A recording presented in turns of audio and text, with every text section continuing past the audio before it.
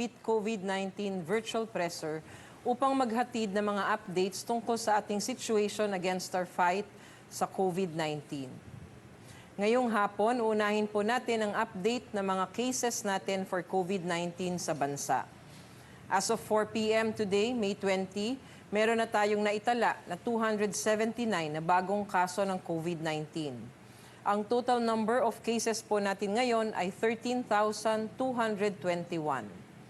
Sa mga bagong kaso pong ito, ang 150 or 54% ay mula sa National Capital Region at 14 o 5% naman ay galing sa Region 7. 89 po sa ating mga kababayan ay nadagdag sa mga nakarecover. Sa kabuuan, meron na po tayong 2,932 na recoveries. Kasama po sa mga nakarecover ay ang mga pasyenteng nakakonfine at mga pasyenteng may mga mild at positive cases and asymptomatic cases na nakarecover mula sa kanilang self-isolation at home quarantine. Ngunit ikinalulungkot po namin na 5 ang nadagdag sa bilang ng ating mga kababayan na pumanaw dahil sa sakit na ito. Umabot na po sa 842 ang kabuang bilang ng mga nasawi sa bansa.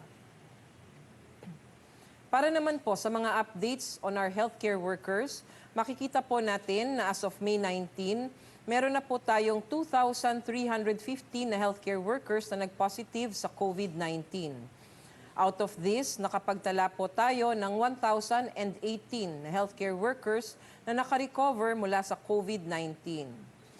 Base po sa datos natin, paunti na ng paunti ang nakikita nating mga healthcare workers na nagpopositibo sa sakit na ito. Ang atin pong active cases para sa mga healthcare workers ay 1,264. Ibig sabihin, tumataas ang bilang ng mga COVID-19 survivors mula sa hanay ng mga healthcare workers. Masaya rin po naming ibinabalita na wala tayong bagong naitala na kapamilyang healthcare worker na pumanaw dahil sa COVID-19. Ang kabuang bilang po ng deaths among our healthcare workers ay nananatili sa 35. Inyo pong makikita sa graph na nasa inyong monitor ang patuloy na pagbaba ng mga bagong kaso ng COVID-19 sa ating mga healthcare workers mula April 11. Makikita din po dito ang pagbaba ng mga kaso ayon sa profesyon ng ating healthcare workers based on the onset of illness. Malaking tulong ang ating strict enforcement of infection prevention and control measures sa ating mga ospital at sa pagsisiguro ng kaligtasan ng ating mga frontliners. Tungkol naman sa kapasidad ng ating mga ospital, makikita nyo po sa inyong mga screen ang number of beds in our hospitals. As of May 19, meron na po tayong 13,356 total bed capacity na dedicated lamang po para sa COVID-19. Makikita nyo rin po dito kung ilan sa mga beds ay nasa ward, isolation at ICU.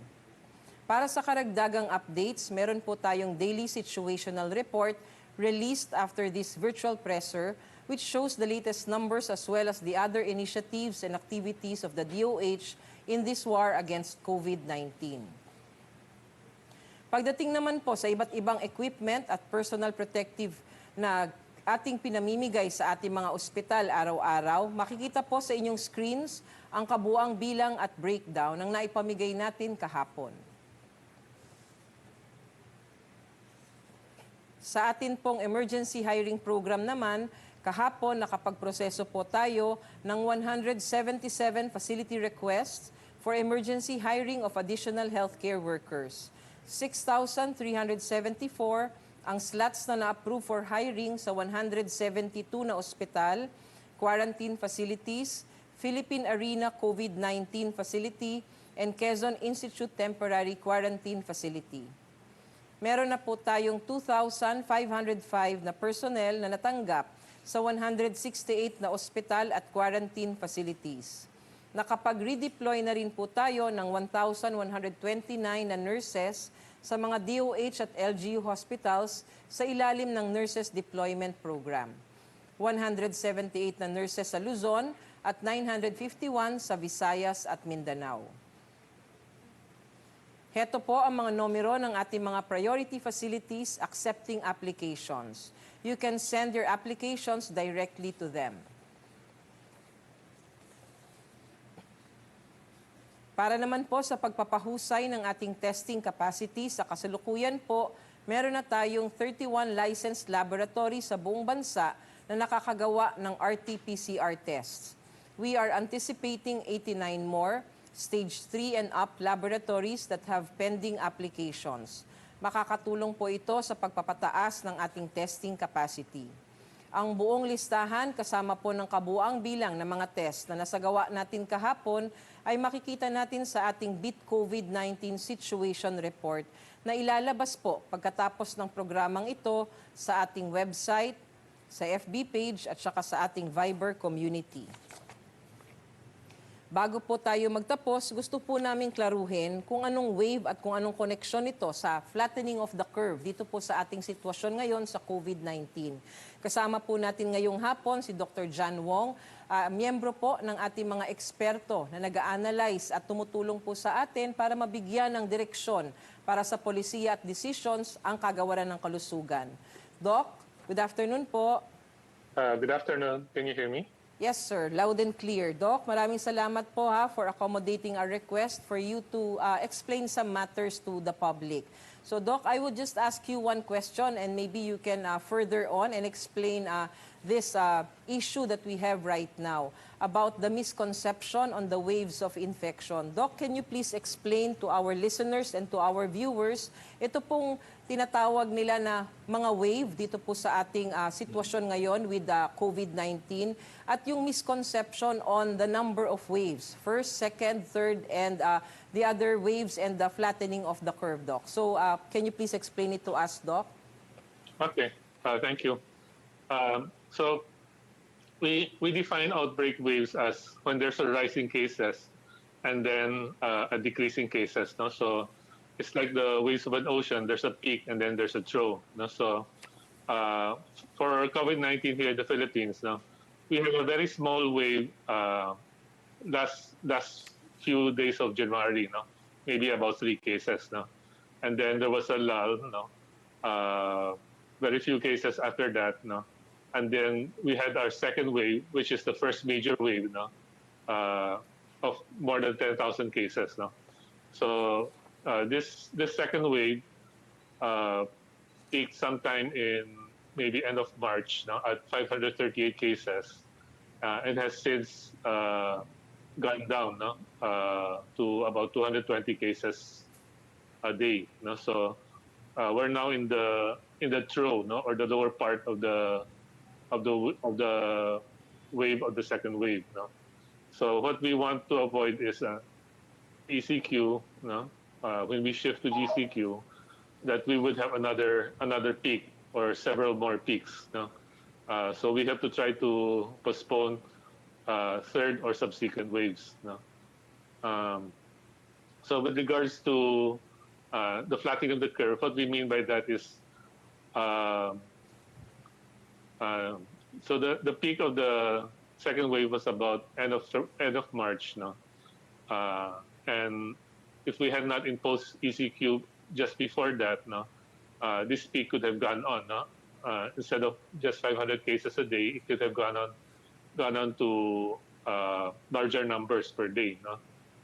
But fortunately, the cases started to go down, and even though now we still have some small peaks and also drops in cases, no, we're averaging about 220 a day, no? So the flattening of the curve occurred at about that time, no? After the peak of 500 cases a day, no? Instead of going straight up, no, we've been experiencing fewer cases, no. So we've flattened the curve, no? When we say flatten the curve, no, what we actually mean is we flatten it in relation to our health system capacity, no, which is measured in terms of hospital beds, isolation beds, ICU beds, and mechanical ventilators, no. So if we keep below that capacity, no, that horizontal line, no, then we can say we've flattened the curve. No, if we did not do any interventions, no, the line would have gone straight up, no, and exceeded that health system capacity line. No, so that's what we mean when we say that we've been able to flatten the curve, because right now, across all regions, no, none of the regions are in the danger zone, no, in terms of critical care services utilization rate. No. I hope that answers your question. Yes, Doc. Dalawa po yung sinasabi natin dito, no? Ipapaliwanag lang ho natin ng medyo mas less technical sa ating mga nakikinig. So ang una po nating pinag-uusapan ay yung wave na sinasabi natin. So Doc, klaruhin po natin. When we say it's the wave, or ito po bang tinatawag natin na terminology na wave, this is the number of cases, right? Yung tumataas na mga kaso. Yeah, so a wave consists of a rise in cases and then followed by a fall in cases. No, so that's how we identify the wave. No, so in January, you know, we had just a few cases. So these were the imported cases from Chinese tourists, no, or visitors. No, I think only about 3 cases. So it was a slight rise followed by a fall, and then it was very quiet in February, and then around first week of March, no, it started again, no, rising to the end of March, and then it started to fall again. So that's how we count the waves. No, first wave in the latter part of January, and then second wave in the first week of March. Okay po, Doc. So ito naman pong sinasabi nating flattening of the curve, no? So lilinawin po natin. So nalinaw ho natin yung mga wave na tinatawag natin, ang mga pagtaas po ng mga kaso, at tinitignan po natin itong mga nangyayaring pagtaas at pagbaba ng kaso dito po sa ating timelines para nakikita ho natin yung progression nitong sakit na ito dito po sa ating bansa. Pero when it comes to flattening the curve, Doc, can you please explain again ng medyo mas layman, ito pong sinasabi na kapag ka po tayo ay nag-umpisa na, no, na pagpa-flatten ng curve, ibig sabihin bumababa ang average ng numero ng mga kaso na nakikita natin o naoobserbahan base sa ating sitwasyon ngayon. Tama po ba, Doc? Yeah. So when we say flattening of the curve, what we were trying to do is to prevent the number of cases from exceeding the capacity of hospitals to treat them. No? So a curve that is not flattened would exceed yung capacity of the hospital. No? So a curve that is flattened means instead of going straight up, no, it plateaus, no, and levels off, no, could be level, could be decrease in number of cases, but the important thing is it never reaches or exceeds the capacity of the health system. So dalawa po yung ating tinitignan, no, kapag tayo ay nakakapagbigay ng indikasyon na nagpa-flatten ang curve. Ang una po ay yung pagbaba ng mga kaso, of course, and of course we look at our critical care utilization na tinatawag natin, kung saan ito yung paggamit ng mga critical na mga equipment at saka of course isolation beds, ICUs, dun po naman sa mga facilities natin to measure yung ating kapasidad ng ating health system. So Doc, tama po ba ako na masasabi natin based on epidemiological terms, ibig sabihin ito na po yung siyensya, no? We are considering na ginagawa po ng epidemiologist ang pag-i-interpret na sa bawat may mga kaso, may it be a small or a big wave, wave po ang tinatawag nyo dito? Yes. No. So the January set of cases was a small wave. It's a very small wave, no? Pero since there was a rise in cases and then a fall, no, we still count that as a wave. Whereas the second wave, no, this is you can also call this the first major wave, no, that we have, because it had a lot more cases than the first one. No? So more than 10,000 cases. No? So this is the second wave. So yan, no? Yan po yung pagpapaliwanag ng ating eksperto, si Dr. John Wong. He is an epidemiologist. Kasama po namin siya sa pag-analyze nitong pong mga nangyayari sa sitwasyon natin, specifically providing recommendations to the IATF para po sa mga desisyon na ginagawa ng ating mga cabinet members sa IATF. Thank you very much po, Dr. Wong. Thank you. Maraming salamat po, Doc. So bago po tayo magtapos, gusto lang ho nating bigyan ng konting synthesis, no, yung mga napag-usapan with Dr. Wong. Unang-una, in technical or epidemiological terms, we are already considered as being in the second wave. The first wave, according to Dr. Wong, was a minor one. At ito po yung nangyari nung January, wherein we had 3 cases already. And this was considered as a wave by our epidemiologists, though we only had 3 cases before. The second, but for us regular people, no, what counts would be the major wave. Hence, we are on our first major wave. The peak was last March 31, where we had 538 cases. And accordingly, sabi po ng ating eksperto, we had been flattening the curve in this current major wave, with the cases averaging 220 cases lang po in the past 5 weeks. No? So ito pong malaking indikasyon po ito dahil sinasabi ng ating eksperto that in the past 5 weeks, the average was only 220 cases. Kung saan, 5 linggo po ay matagal na rin na panahon, and this is longer than the incubation period of the virus. And the third, pinaka-importante, na lagi ho namin pinapaalala sa inyong lahat, ang pinaka-importante po sa atin ngayon is ma-prevent natin kung anumang wave yung dadating po sa atin. If it's the second major wave, at kung ano man pong pagtaas ng kaso, ang lagi po natin aalalahanin na lagi lang po natin gagawin ang mga sinasabi sa atin ng ating kagawaran ng kalusugan, ng ating gobyerno, practice hand washing, physical distancing, proper cough etiquette, wearing of mask, and regular disinfection. And of course, kapag wala naman pong gagawin, wag na munang lumabas ng bahay. You stay at home if you are not part dun po sa binigyan ng exemption ng ating gobyerno para sa panahong ito. So lagi nyo pong tatandaan na tayo po lahat is to remain vigilant. We cannot be complacent. We like to prevent the transmission. We like to end this pandemic. So para dun po sa lahat ng ating kababayan, sana po naliwanagan tayo ngayong araw na ito.